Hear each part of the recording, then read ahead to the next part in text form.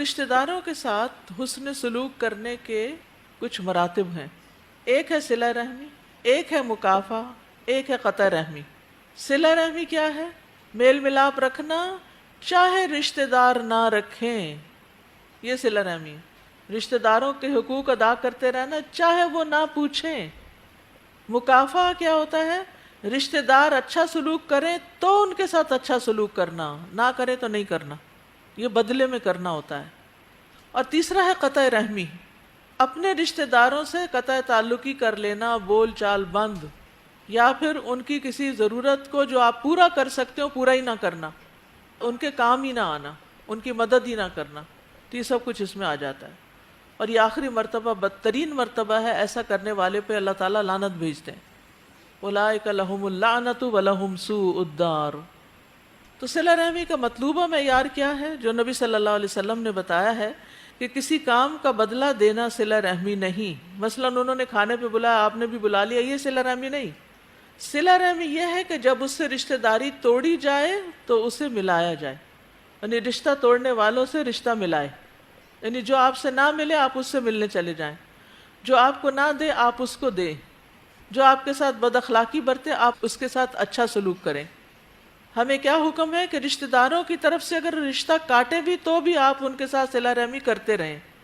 ابو ذر کہتے ہیں میرے خلیل نے مجھے 7 باتوں کا حکم دیا، ان میں سے ایک یہ ہے میں قرابت دار سے تعلق قائم رکھوں اگرچہ وہ پیٹھ پھیرے، اگرچہ وہ نہ بات کرے، اگرچہ وہ منہ موڑے، پھر بھی آپ کسی نہ کسی طرح ان سے تعلق قائم ہی کریں.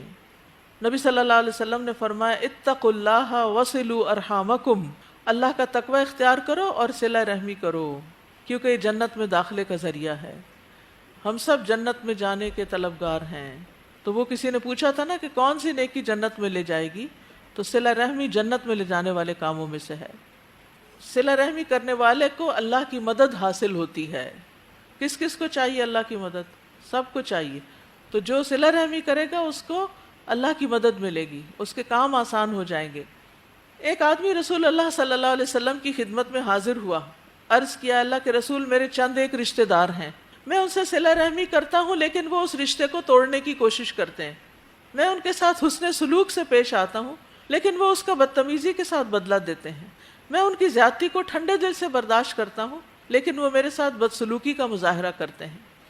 رسول اللہ صلی اللہ علیہ وسلم نے فرمایا اگر تو صحیح کہتا ہے تو گویا ان کے منہ میں گرم راکھ ڈال رہا ہے.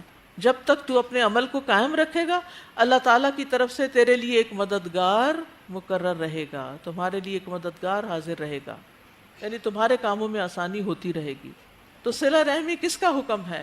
اللہ کا حکم ہے. رسول اللہ صلی اللہ علیہ وسلم نے اس کی تاکید کی ہے. ایمان لانے کے بعد اللہ تعالیٰ کا محبوب عمل ہے. خثعم قبیلہ کے ایک آدمی سے روایت ہے، وہ کہتے ہیں کہ میں نبی صلی اللہ علیہ وسلم کے پاس آیا، آپ اپنے صحابہ کے پاس بیٹھے تھے. میں نے کہا آپ ہیں وہ جو یقین رکھتے ہیں کہ آپ اللہ کے رسول ہیں؟ آپ نے فرمایا ہاں. میں نے کہا اللہ کے رسول کون سے اعمال اللہ کو زیادہ محبوب ہیں؟ آپ نے فرمایا اللہ پر ایمان. کہتے ہیں میں نے کہا اللہ کے رسول پھر کون سا عمل زیادہ پیارا ہے؟ آپ نے فرمایا صلہ رحمی. میں نے کہا اللہ کے رسول پھر کون سا عمل؟ فرمایا نیکی کا حکم دینا اور برائی سے روکنا. میں نے کہا اللہ کے رسول کون سے اعمال اللہ کو سب سے زیادہ ناپسند ہے؟ فرمایا اللہ کے ساتھ شرک کرنا.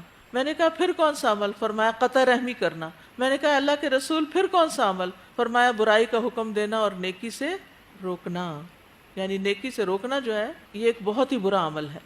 انس رضی اللہ عنہ سے مروی ہے کہ نبی صلی اللہ علیہ وسلم نے اپنی بیماری کے ایام میں کہا تمہارے رشتہ دار یعنی رحم کے رشتوں کو توڑنے سے بچو، رحم کے رشتوں کو توڑنے سے بچو.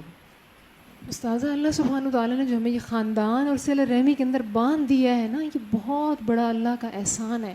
ورنہ جس طرح بہت سارے لوگوں کے ساتھ آپ کے تعلقات ہوتے ہیں تو وقت کے ساتھ ساتھ وہ ختم ہو جاتے ہیں اور سال سال تک آپ کے رابطے نہیں رہتے. پھر آپ کہتے ہیں اچھا اتنے عرصے بعد دیکھا ہے. اگر رشتہ داروں کے ساتھ بھی یہ ہو جائے تو پھر انسان کا کیا بنے؟ وہ تو بالکل اکیلا رہ جائے. استاذہ جی ایک یہ تھا کہ جو ابھی آپ نے ایک روایت بتائی نا کہ ایک شخص نے آ کے کہا کہ میں ایسا ایسا کرتا ہوں اور میرے رشتہ دار مجھ سے جواب میں، یہ مجھے اتنی اہم لگی ہے بات، کیونکہ بعض اوقات یہ ہوتا ہے کہ ہم بھی یہی سوچنے لگ جاتے ہیں نا کہ فلاں کے ساتھ ہم اتنی دفعہ اچھا کر چکے ہیں، اتنی دفعہ اچھا کر چکے ہیں، وہ جواب میں برا ہی کر رہا ہے، تو آخر تو کوئی لمٹ ہے. لیکن یہ روایت میں آج اتنی زیادہ ایک وہ ملی ہے اطمینان کہ اصل میں ہم یہی چاہ رہے ہوتے ہیں نا کہ وہاں سے ہمیں رسپانس ملے، اور وہ رسپانس نہیں ملتا، لیکن رسپانس تو ہمیں مل رہا ہے اللہ تعالیٰ کی طرف سے اس مددگار کی صورت میں جو ہماری مدد ہو رہی ہے. یعنی ہم چاہتے کیا ہیں؟ مدد ہی چاہتے ہیں نا. اور بعض اوقات ہم کسی خاص رشتہ دار سے مدد چاہ رہے ہوتے ہیں، ایسے ہی ہوتا ہے نا. جب وہ مدد نہیں کرتا تو ہم ڈس ہارٹ ہونے لگتے ہیں، ہم کہتے ہیں ٹھیک ہے ہم بھی اس کو چھوڑ دیتے ہیں. لیکن اللہ کی طرف سے مددگار ہے، آپ کا کام کہیں اور سے ہوگا تو اس میں پریشانی کی بات نہیں.